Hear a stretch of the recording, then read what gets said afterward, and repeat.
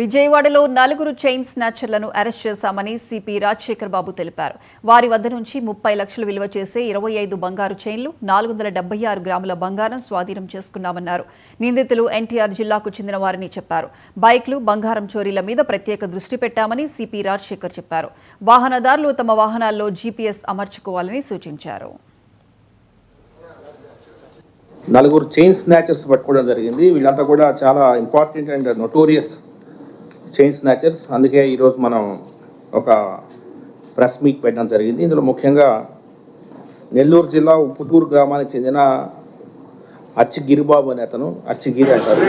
అదేవిధంగా వాళ్ళ బ్రదర్ అచ్చి మహేష్, అదేవిధంగా గాలేటి వెంకటరమణ ఈమె లేడీ, తర్వాత మొగిలి సంధ్య. వీళ్ళిద్దరు కూడా ఈ గాలేటి వెంకటరమణ ఈ అచ్చి గిరిబాబుతో సహజీవనం చేస్తూ ఉంటుంది.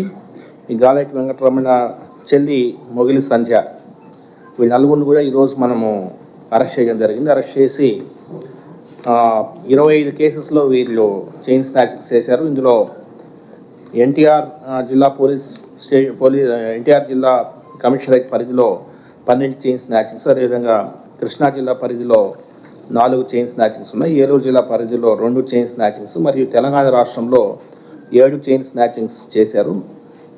25 చైన్ స్నాచింగ్స్లో కూడా మనము ఈరోజు రికవర్ చేయడం జరిగింది. ముఖ్యంగా ఇందులో 476 గ్రామ్స్ గోల్డ్ని మనము రికవర్ చేయడం జరిగింది. 583 గ్రామ్స్ ప్రాపర్టీ అయితే అందులో మనం 476 గ్రామ్స్ని మనము రికవర్ చేయడం జరిగింది.